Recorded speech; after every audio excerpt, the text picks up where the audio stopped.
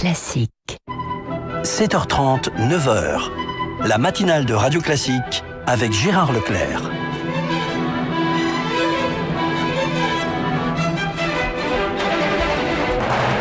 L'invité politique sur Radio Classique et LCI.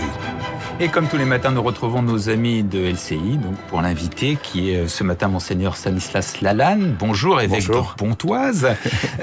Noël est une fête tout à fait particulière, bien évidemment. Quelle signification lui donner pour les chrétiens et plus généralement pour l'ensemble de la société et du monde, puisque Noël est une fête qui est célébrée à peu près partout dans le monde. De fait, cette nuit, il y aura beaucoup de monde dans les églises. Je crois qu'il y a une révélation assez bouleversante qui est peut-être pas assez connue de nos contemporains. C'est-à-dire que Dieu vient se lier à notre humanité et donc il vient se lier à nos limites. Et il se révèle, ce Dieu qu'on dit tout-puissant, il se révèle dans le visage d'un enfant, la fragilité d'un enfant. Tous les parents qui m'écoutent voient ce que ça veut dire, que la tendresse qu'on a pour un enfant, qui peut pas vivre sans les soins qu'on lui apporte. Et le fait que ce Dieu partage notre humanité, je crois que ça vient dire premièrement que toute vie est précieuse aux yeux de Dieu, quelle qu'elle soit, quels que soient les chaos de la vie, eh bien une personne est digne d'être aimée. Et demain matin, je serai à la prison, à la maison des détenus d'Ony, près de Pontoise, où il y a 1000 détenus, et je célébrerai avec eux. Donc au cœur de l'épreuve, au cœur de la difficulté, chaque vie, Dieu nous dit, chaque vie est précieuse. Et ça veut dire que il y a une espérance qui naît de ce nouveau-né. Et je trouve que là, il y a dans un monde qui est plus que difficile aujourd'hui, on va peut-être en reparler. Eh bien, je dis voilà, il y a une espérance qui naît à partir du visage d'un enfant qui révèle le visage de Dieu. Voilà. Alors, bien évidemment, le contexte, vous l'évoquez, un contexte très difficile, oui, tragique, anxiogène, avec d'abord, bien sûr, le terrorisme islamiste. On tue au nom de Dieu. Qu'est-ce que ça vous inspire ? Ça veut dire c'est une perversion de Dieu, une perversion de la religion. Enfin, c'est pas possible. Enfin, Dieu, nous l'annonçons, nous le reconnaissons. Il est amour, il est tendresse, il est fidélité. Et tuer au nom de Dieu, c'est vraiment, c'est blasphématoire. On est aux antipodes du visage de Dieu, quelle que soit la religion dans laquelle on est, à laquelle on appartient. Et ça, c'est terrible, quoi. Enfin, la perversion de la religion, c'est terrible. Alors, c'est bien sûr un traumatisme dans la société. On parle beaucoup sécurité.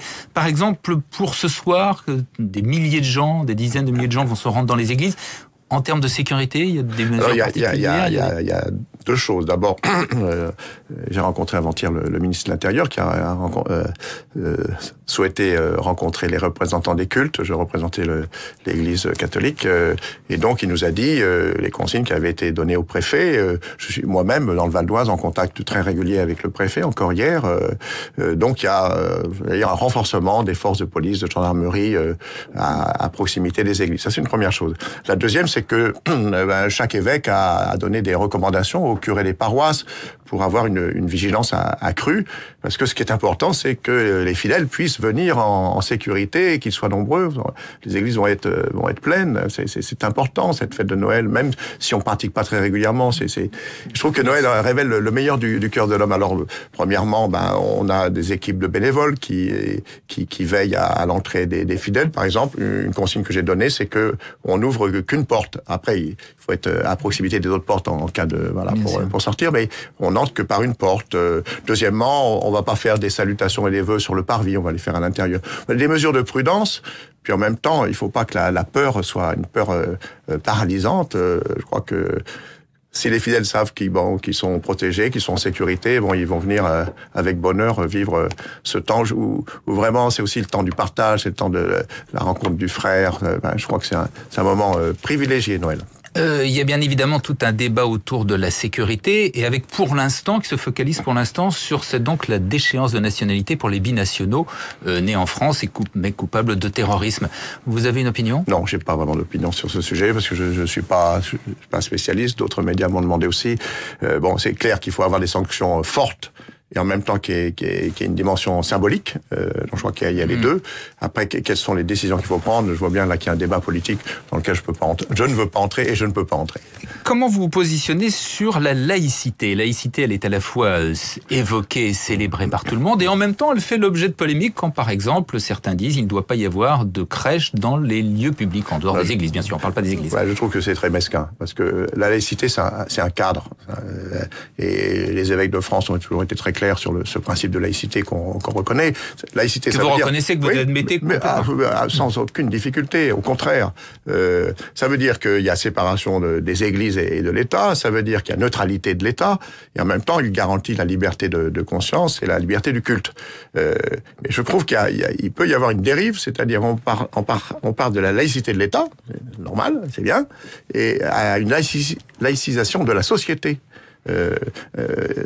Les gens portent des questions sur la vie, sur la mort, sur l'amour, sur le sens, des questions existentielles, des questions de transcendance, et ça doit... enfin, la religion ne doit pas être simplement dans la sphère de l'intime et de la vie privée et de la sacristie, quoi. En même temps, la foi, tu dis, bon, c'est personnel, personne ne peut croire à la place de l'autre. Puis en même temps, il y a une dimension sociale, collective, et que des chrétiens, des évêques, des prêtres puissent intervenir dans le débat public au nom de leur foi et au nom de leur vision de l'homme, ça me paraît très important. Et je trouve que l'association des maires de France, avec les recommandations qui ont été faites, la charte sur la laïcité, je m'y retrouve pas du tout. Et voilà, il faut vivre aussi ce cadre-là dans la souplesse. Parce que si on a une laïcité trop rigide, vous savez, ça va créer des extrémismes et des fondamentalismes. Parce que si cette recherche de sens ne peut pas s'exprimer avec des sensibilités différentes, il y a un certain nombre de personnes qui m'écoutent, qui me regardent, qui ne partagent pas ma foi. Et en même temps, elles portent des questions, elles veulent réfléchir sur l'essentiel. Et je trouve qu'il faut qu'on fasse attention de ne pas avoir une vision de la laïcité étriquée, ou même une espèce de religion de la laïcité. La laïcité, c'est un cadre qui permet à chacun de croire et de vivre sa foi. Le pape François a lancé l'année de la miséricorde. Quelle est la signification? Moi, je trouve ça superbe comme idée. C'est-à-dire que ça a commencé le 8 décembre. Ça se vit dans toutes les paroisses de France et du monde. Parce que la miséricorde, c'est vraiment, finalement, on pourrait le dire, c'est la définition de Dieu, c'est le cœur de Dieu. C'est miséricorde, ça vient de avoir pitié et de cœur, hein, ces deux mots. Ça veut dire, la miséricorde, c'est avoir mal aux autres. Une espèce de fraternité, de solidarité, et de reconnaître cette miséricorde de Dieu. Beaucoup de gens vivent des situations avec la culpabilité, des blessures, etc.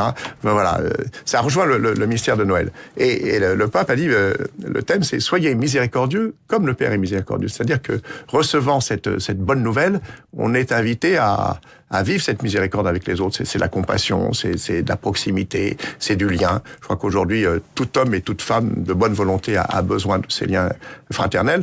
Alors, miséricorde, c'est pas seulement un an, mais que pendant un an, on redécouvre la force de la réconciliation, du pardon. C'est le cœur de Dieu, et je crois que c'est le cœur de la foi chrétienne. Alors, autre sujet tragique du moment, les réfugiés. 1 million sont arrivés en Europe cette année, 3600 sont morts en Méditerranée, et on voit une Europe divisée, une opinion publique, il faut le dire, souvent presque hostile à l'accueil de ces réfugiés, même hostile parfois. Moi, je trouve que là, excusez-moi, l'expression, il n'y a pas photo, quoi. Bien sûr, nous avons à travailler au plan international sur la paix, parce que si un certain nombre de personnes quittent leur pays, c'est pour des questions politiques, c'est la guerre, et donc il y a un travail à faire sur la paix au plan international. Et le message du pape François pour le 1er janvier, qui est la journée mondiale de la paix, est très clair à ce sujet. Et ceci étant dit, nous avons à accueillir le frère. Alors, en France, nous avons accueilli jusqu'à présent 600 réfugiés, dont un tiers dans le Val d'Oise. Et on a été attentifs à recevoir, à accueillir les uns les autres, chrétiens ou pas. On a accueilli beaucoup. Mais oui, en même temps, vous savez quelle est l'opinion publique. Il y a même quasiment un rejet de l'immigration d'une façon générale, en disant on a suffisamment de problèmes, on a le chômage, la pauvreté, on ne peut pas les accueillir. Qu'est-ce que vous répondez ? Je réponds que cette question de l'accueil de l'étranger est le signe de la bonne santé d'une société. Et en même temps, c'est vrai, nous avons à travailler, alors ça c'est au niveau international, pour que des climats de paix. Chez eux, déjà. Oui, par exemple, moi je vois un certain nombre dans notre diocèse du Val d'Oise, on a accueilli un certain nombre de chrétiens qui venaient d'Irak. J'ai bien l'intention aussi, dans quelques mois, d'aller rencontrer les réfugiés au Kurdistan. Ces chrétiens, c'est au nom de leur foi pour être fidèles à leur foi, ils ont été obligés de fuir. Donc on ne peut pas ne pas les recevoir. Ah oui, ça c'est clair. Mais dans la Bible, juste un instant, dans la Bible, le statut de l'étranger est très très important. Et c'est souvent par l'étranger que le salut de Dieu est annoncé. Donc là, je crois qu'il y a une fidélité. Alors bien sûr, il doit y avoir un cadre, il doit y avoir, on doit être attentif aussi à tous ceux qui vivent des difficultés en France, bien sûr, mais l'accueil de l'étranger, c'est fondamental. Le chômage, la pauvreté qui a encore progressé, on l'a appris cette année, qui mine la société. Qu'est-ce que ça vous inspire ? Oui, je crois on est devant des défis énormes. Je vois la fracture sociale dans un département comme le mien. Beaucoup de personnes vivent difficilement aujourd'hui. Je vois un certain nombre de femmes seules, de mères seules, qui élèvent leurs enfants, qui ont des transports difficiles, qui ont des petits salaires. Je crois que là, vraiment, c'est le pape François qui, dans son dernière encyclique, disait voilà, on doit travailler ensemble pour la maison commune. On est une même famille, quelles que soient nos sensibilités, nos religieuses, nos appartenances, on appartient à une même famille. Et ça, je pense que d'ailleurs, ce qui s'est passé avec la COP 21, à mon avis, dit quelque chose d'important. C'est-à-dire que on a tous à être partenaires de cet effort pour que la maison terre soit habitable par tous. Et là, je crois que dans notre pays, nous avons à faire. Alors, il y a beaucoup d'associations qui travaillent, Secours catholique, mais je pense que là, il y a aussi une réflexion économique et politique. C'est pas de ma compétence, mais je crois que là, l'Église a à être un peu un aiguillon pour que ces questions sociales, ces questions de pauvreté soient prises en compte. Vous évoquez le pape François, il y a un phénomène tout à fait étonnant, c'est sa popularité, si l'on en croit les sondages, et en même temps, le sentiment qu'il peut peut-être pas aller là où il voudrait aller, faire les réformes qu'il voudrait faire. Qu'est-ce que vous en pensez ? J'espère qu'il va pouvoir continuer, premièrement, parce que c'est vrai, quand je rencontre un certain nombre de chrétiens, mais pas seulement de chrétiens, il y a cette figure du pape est reconnue comme forte, parce que je crois qu'en même temps, on voit qu'il y a une foi très profonde, une spiritualité très profonde dans cet homme, et puis en même temps une ouverture au monde et une grande liberté. Et je vois beaucoup de jeunes qui me parlent du pape François, je rencontre des centaines de jeunes par semaine, ils me disent, en gros, je traduis leur discours, on voit que son discours et sa manière d'être et de vivre sont cohérentes. Il y a une espèce d'unité de la personne, et j'espère que les réformes qu'il a commencé, il a déjà fait quand même pas mal de réformes, au niveau des finances aussi, il a eu aussi un acte de courageux en allant, tout le monde disait, il faut pas qu'il aille en Afrique, là, il y a des risques d'attentats, il va dans les pays qui sont en difficulté, et je crois que là... vous souhaitez qu'il puisse continuer? Absolument, oui.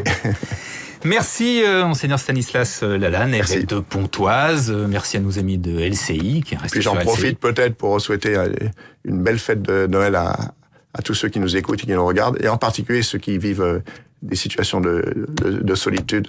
Et donc voilà. Merci, joyeux Noël également à vous. Dans un instant, le journal de Sophie Paolini. Joyeuses fêtes à prix Auchan.